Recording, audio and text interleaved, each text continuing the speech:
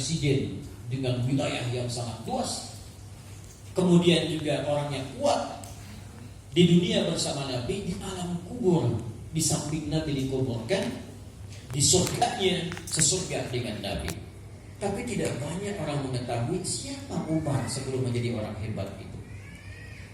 Umar itu sebelum menjadi orang hebat, orang kuat dalam kebenaran, ternyata hobinya banyak. Satu, Umar pernah jualan Tuhan. Umar pernah jualan Tuhan. Makanya nanti setelah Umar menjadi khalifah, Umar suka termenung, dia lalu ketawa sendiri. Ya, kata asistennya, ya Amirul Mukminin, lima dhahikta bi nafsik. Ya Amirul Mukminin, kenapa kau tertawa sendiri? Kata beliau, aku ingat semasa aku dulu di jahiliyah, aku jualan Tuhan. Tuhan yang terbuat dari roti. Jadi ada Tuhan terbuat dari batu, namanya autan. Ada Tuhan terbuat dari kayu, namanya asnam. Ada Tuhan terbuat dari roti, namanya ahbas. Jadi Umar ini sebelum masuk Islam itu pernah terekam dalam sejarah jualan Tuhan yang terbuat dari roti. Tuhan, ya. Ada Lata dibuat, Manat, ada Uzza. Satu kali Umar sedang berdagang, cuaca panas, laparlah Umar. Tuhan belum laku. Lapar, Tuhannya belum laku. Maka Umar menyimpan Tuhannya di depan dia agak tinggi. Dia katakan, ya Tuhan Lata, ma'zirni, mohon maafkan saya. Jual, saya lapar. Saya pinjam tangannya dulu sebentar, nanti saya ganti. Dimakan tangannya, kuat lagi, jualan Tuhan lagi. Sekarang Tuhannya tanpa tangan. Sampai lapar lagi, makan kakinya. Lapar lagi, makan kepalanya. Akhirnya jualan itu Tuhannya masuk dalam perutnya. Umar sebelum jadi khairan nasi, itu juga terekam dalam sejarah. Suka minum. Ya, coba kita juga suka minum. Itu ada ramuan dari dahsyat sekali, 12 ramuan. Ya, ada ramuan dari rotan khusus, ya, kayu khusus dari Papua. Masya Allah, itu saya tadi di jalan agak lemas-lemas sedikit. Begitu itu diminum dengan izin Allah, Masya Allah, ini sudah enak ini. Ya, serbanan sudah enak. Melihat adik-adik lebih enak lagi tuh. Masya Allah, alhamdulillah. Umar suka minum. Itu di jahiliyah, peminum paling amatir itu 5 kali sehari mabuknya. Paling amatir di jahiliyah, 5 kali sehari. Jadi kalau ada orang mabuk sekarang, itu orang ketinggalan zaman. Kalau ada orang mabuk sekarang, orang ketinggalan zaman. Karena 15 abad yang lalu sudah ada yang mabuk. Dan yang paling amatir 5 kali sehari. Jadi kalau ada orang mabuk sekarang setelah ada 15 abad, cuma sekali mabuk sudah ketinggalan zaman, ketinggalan jauh. Jadi kalau ada orang mabuk, sampaikan pada dia, kamu ketinggalan. Kamu ketinggalan zaman. Kata 15 abad yang lalu sudah ada yang mabuk-mabuk, paling amatir berapa kali? 15 kali. Tapi nanti setelah masuk Islam, ayat mirasan 3. Ya, sebelum Bang Haji Umairah mempopulerkan mirasan 3. Itu sudah turun ayat mirasan 3. Turun tentang haramnya khamar, minum-minuman, narkotika dan sebagainya. Itu ternyata atas permintaan Umar bin Khattab radhiyallahu ta'ala. Turun nanti 4 ayat, puncaknya Al-Maidah ayat 90 sampai 91 itu. Umar itu kuat. Bahkan sebelum masuk Islam, setiap siang Umar akan naik ke Jabal Qubais. Tahu Jabal Qubais? Tidak. Jabal Qubais itu ada bukit besar, sekarang berdiri di atasnya istana. Termasuk pasar untuk menyambut tamu-tamu yang haji dan umrah yang sekarang dimanage oleh pemerintahan kerajaan Saudi Arabia. Di samping hotel besar, Hotel Zamzam, samping kanannya itu ada Jabal Qubais, ada istana di atasnya. Insya Allah adik-adik sekalian satu saat akan berhaji. Tidak cukup dengan amin, berdoa. Karena doa saat sedang belajar itu banyak diijabah oleh Allah Subhanahu wa ta'ala. Nanti ada hadis di Ibnu Majah, riwayat sahabat Abu Darda, nomor hadis 233. Ya, wa innal malaikata la tadau ajnihataha ridan li talibil ilmi. Dan para malaikat itu kalau ada para penuntut ilmu sedang belajar, dia akan membentangkan sayapnya. Kemudian memohonkan kepada Allah Subhanahu wa taala. Permohonannya ada dua. Yang pertama, Allahumma ighfir lahum, Allahumma ighfir lahum, Allahumma ighfir lahum. Ya Allah, ampuni dosa mereka. Ya Allah, ampuni dosa mereka. Ya Allah, ampuni dosa mereka. Dosa itu artinya ada apa? Ada salah. Ini pesan dari malaikat. Kalau sedang belajar, jauhi maksiat. Jauhi kesalahan-kesalahan. Karena maksiat itu akan menghambat cahaya ilmu yang Allah turunkan kepada kita. Karena itulah hal pertama yang malaikat lakukan kepada para penuntut ilmu, memohon kepada Allah, ya Allah, jauhkan dia dari maksiat. Jauhkan dari dosa supaya ilmunya sampai kepada jiwanya. Cepat melekat kepada jiwa. Ini ada gelas seperti ini. Bisa ilustrasikan ya. Ini cawan ilmu. Jadi kalau masih terbuka, masih bersih, apapun yang dimasukkan akan cepat sampai. Nanti saya akan berikan rumus cepat ya. Ini saya berikan satu rahasia besar di dalam Al-Quran yang pernah saya praktekkan sampai hari ini dan hasilnya dahsyat. Ini rahasia antara kita saja ya, yang diberitahu keluar. Ya. Nanti kita akan dapatkan hasilnya dahsyat. Ini saya pernah praktekkan sejak saya mulai masuk pesantren sampai sekarang. Bukan mau hafal, mau lupa susah. Mau lupa susah. Jadi ada 4 kualitas penuntut ilmu di zaman dulu. 1, cepat hafal, sulit lupa. Yang kedua, cepat hafal, cepat lupa. Yang ketiga, lambat hafal, lambat lupa. Yang keempat, lambat hafal, cepat lupa. Ini repot nih. Baru masuk kelas diterangkan, susah sekali paham. Begitu keluar, lupa. Nah, ini yang bahaya. Tapi ketika kita belajar pada sumber yang utama, Al-Quran akan melahirkan generasi yang kelima. Cepat hafal, sulit lupa. Jadi bukan mau hafal, mau lupa pun sulit. Biasanya begitu utang. Biasanya begitu utang, ya. Kalau sudah utang, ya, cepat lupa, ya. Cepat lupa, ya. Ah, ini mau lupa susah ini, mau lupa sulit. Saya belajar ilmu tajwid setiap hari Rabu tahun 97 jam 2 siang, ya. Jam 2 itu saya membaca di depan rumah Pak Kiai. Kemudian jam 4 saya masuk kelas. Kitabnya Bidayatul Mujtahid fi Ilmi Tajwid yang mengajar Ustaz Tatas Kurnia.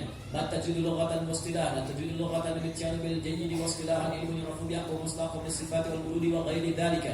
Kata raqiq wa tafhim wa nahwihima. Ma ghayatu ilmu tajwid ghayatu bulugh hidayah fil Qur'an ila matlub kamal kharat nabawiyyah sahiyyah wa qila ghayatu usul lisan al khata'i fi kitabillah ta'ala.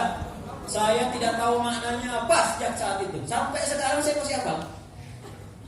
Al-kalamu lafzul markab wal mufid bil waqi aqsamu thalathat bil ismi wa harfun wa amal ismu kalimatun dalat ala al-nafs wa la tuqam min zaman al-waqan. 97 sampai sekarang mau lupa susah. Ya, kalamun lafzul mufidul kastaqim wasdun fil thumma harfun al-kalimah hidu kalimatun al-qawl wa kalimatun bih kalamun qad yu'abil jadi wa tanwin bida wa su'al mustadil nisbi tabilun hasab bi taf'ati atat wa ya'if ani wa nadhib balanda fi'l janjali. 97 mau lupa susah. Ternyata dahsyat. Dan inilah kemudian yang melahirkan bukan hanya Umar nanti. Ada 12.000 orang yang tersebar di muka bumi. Saya ingin mengambil Umar dulu, ya adik-adik sekalian. Karena Umar ini luar biasa selain sahabat-sahabat lainnya. Ada seorang pemikir dari Mesir namanya Toha Hussein. Itu sampai mengarang kitab tentang kejeniusan Umar. Abdul Umar.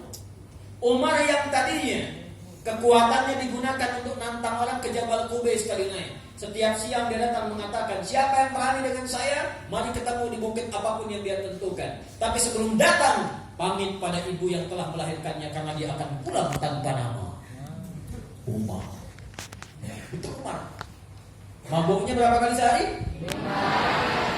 Minimal. Pernah jualan Tuhan? Pernah tantangin orang? Seketika hidupnya berubah dengan satu ayat saja. Satu ayat ini hanya dengan 2 huruf saja. Jadi hurufnya tak banyak, cuma 2 huruf. Satu ayat saja, yaitu 2 huruf Di pembuka surah ke-20 Thaha, Umar menghunuskan pedang ingin datang kepada Rasulullah SAW dan berniat bukan hanya sekedar menyakiti tapi juga untuk mengeksekusi Nabi. Di pertengahan dia bertemu dengan seseorang mengatakan, kenapa engkau ingin membunuh Muhammad sedangkan saudarimu saja sudah masuk Islam? Maka dengan marah dia berbalik ingin mengejar saudarinya itu. Di pertengahan ketika akan masuk pintu dia mendengar satu kalimat saja, satu ayat saja dengan 2 huruf Thaha. Pum. Jatuh pedang, jatuh mental, jatuh dirinya. Hanya dengan 2 huruf Thaha. Ma anzalna 'alaikal Qur'ana litashqa. Tidaklah kami turunkan Al-Quran, kata Allah Subhanahu wa ta'ala, untuk membuat kalian susah. Sebaliknya kami turunkan Al-Quran untuk mengeluarkan kalian dari segala kesulitan dalam kehidupan. Itu dengan Thaha langsung jatuh terhuyung, seketika minta dibimbing pada Rasulullah SAW secara singkat untuk mengucapkan 2 kalimat syahadat. Dari 2 huruf menjadi 2 kalimat. Thaha berubah menjadi asyhadu an la ilaha illallah wa asyhadu anna Muhammadan. Lalu kita kenallah sejak saat itu menjadi Umar yang sekarang. Dan tidak pernah dikenang peristiwa-peristiwa tadi yang disebutkan. Orang tidak pernah ingat lagi Umar pernah jualan Tuhan. Orang tidak pernah ingat lagi Umar pernah mabuk-mabukan. Orang tidak pernah dengar lagi dan ingat lagi bahwa Umar pernah menantang banyak orang, bahkan berduel sampai wafat. Semua itu tinggal kenangan menjadi hikmah, bertransformasi kata orang sekarang, berubah jadi Umar yang dikenang dengan semua nilai-nilai kebaikan, dijamin masuk surga tanpa hisab. Sekarang saya tanya semua adik-adik sekalian, siapa yang pernah jualan Tuhan? Angkat tangan. Ayo. Tidak ada. Siapa yang pernah mabuk-mabukan minimal 5 kali sehari? Angkat tangan. Siapa yang pernah tantangin orang di bukit-bukit menjulang di Papua supaya duel sampai wafat? Angkat tangan. Tidak. Jadi kalau Umar saja pernah jualan Tuhan, pernah mabuk, pernah tantang orang duel, jadi orang hebat yang dikenang sampai sekarang, insya Allah adik-adik sekalian akan lebih hebat dibandingkan dengan apa yang pernah diraih oleh Umar. Kita akan buat Umar-Umar baru. Kita inginkan ada Umar-Umar di masa-masa milenial kekinian. Siap insya Allah? Ya. Hebat yang saya maksudkan, hebat dalam konteks semangat untuk meniru Umar. Kalau seperti Umar jadi kekasih Rasulullah, nampaknya kita harus bekerja keras lebih baik lagi. Nah, semua itu bersumber dari Al-Quran. Al-Quran. Jadi kalau di sini terbentang tertulis pondok pesantren tahfidz Al-Quran dan hadis, maka masya Allah satu kebahagiaan tersendiri. Dan demi Allah saya katakan, saya mau berikan satu rahasia besar sebelum masuk kepada rahasia yang tadi. Buka Quran surah 35 ayat 32, paling kiri sebelah atas tubuh Mushaf. Adik-adik sekalian, ahli Quran itu bukan orang biasa, itu orang pilihan. Makanya masuk pesantren AFKM ini pun dipilih saja, seleksi. Jadi ahli Quran itu hasil seleksi. Dan di antara sekian hamba diseleksi oleh Allah untuk menjadi ahli Al-Quran. Perhatikan kalimatnya. Thumma awrathna al-kitaba alladhina asṭafayna min ibadina.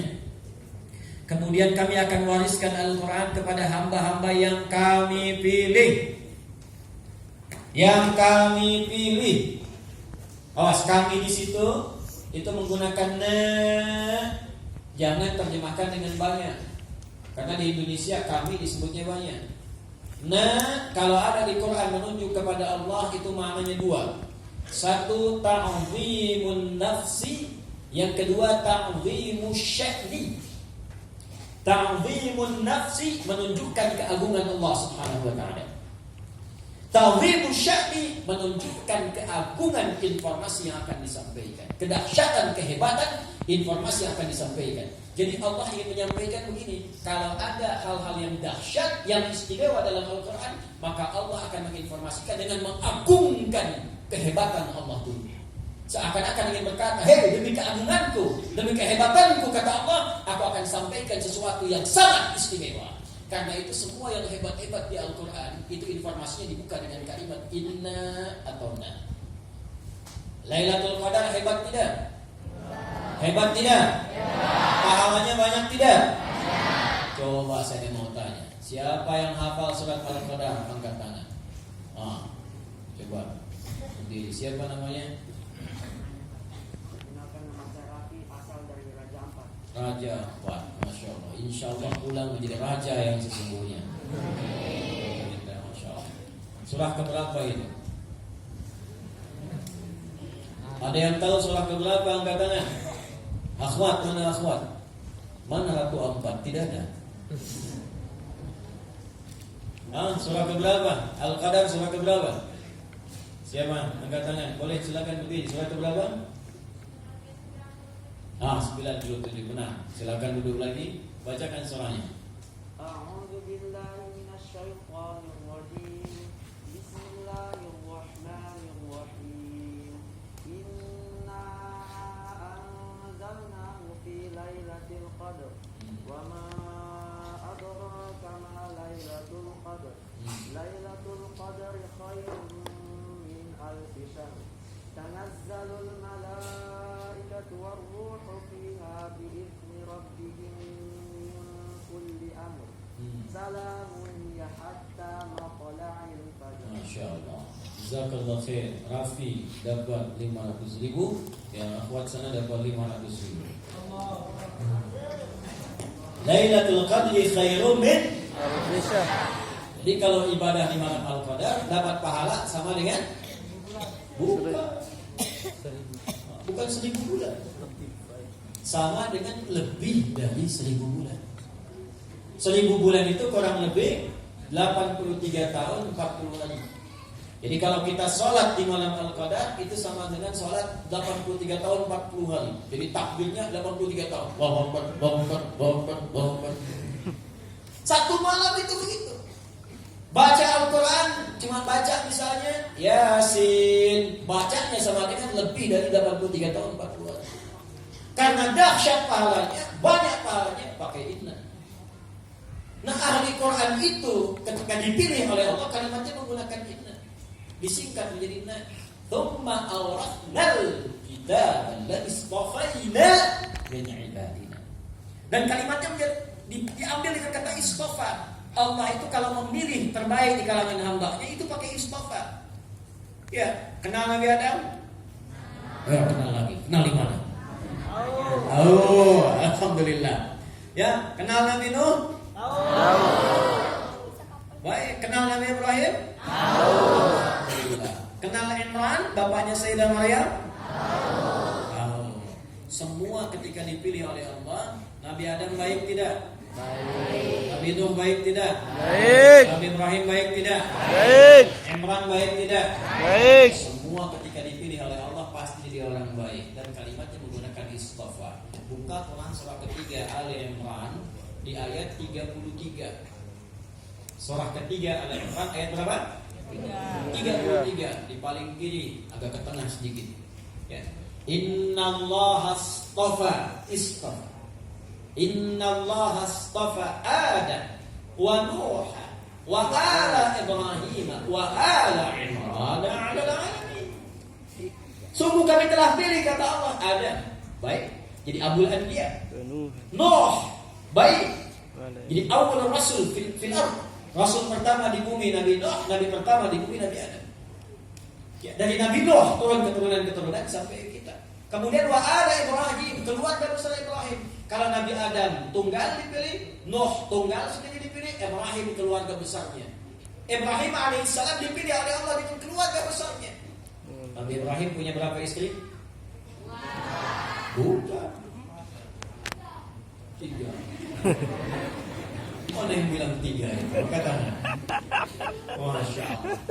Yang bilang 2, angkat tangan. Yang 3. Mana tadi? Yang 4. Nabi Ibrahim itu punya 4 istri. Yang diketahui 2. yaitu Sayyidah Sarah. Dari Sayyidah Sarah itu menurunkan anak namanya siapa? Ishak. Ishak menikah dengan siapa? Rafiqah namanya. Ya, Rafiqah punya anak namanya siapa? Dari Ishak anaknya siapa? Punya 2 anak, anaknya kembar. Yang pertama namanya Aisyu, yang kedua namanya Yakub. Aisyu nanti ke Romawi, Yakub nanti ke Babel, akan menikah lagi. Ya, Yakub menikah dengan siapa?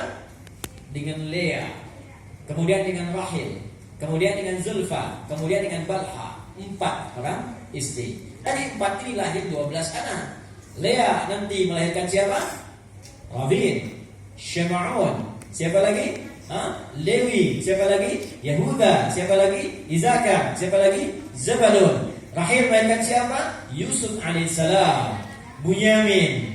Ya, kemudian Zulfa melahirkan siapa? Melahirkan siapa? Jad diantaranya dengan Ashur. Ya, kemudian satu lagi Balha melahirkan siapa? Melahirkan Gad, dan adiknya nanti berjumlah 12 orang. Nanti dari situ akan turun lagi sampai ke Musa. Musa anaknya Ashur, Ashur bin Kahil. Kahil bin siapa? Bin Lewi, anak ketiganya Yakub. Nanti melahirkan lagi ke siapa lagi? Ke Nabi Isa.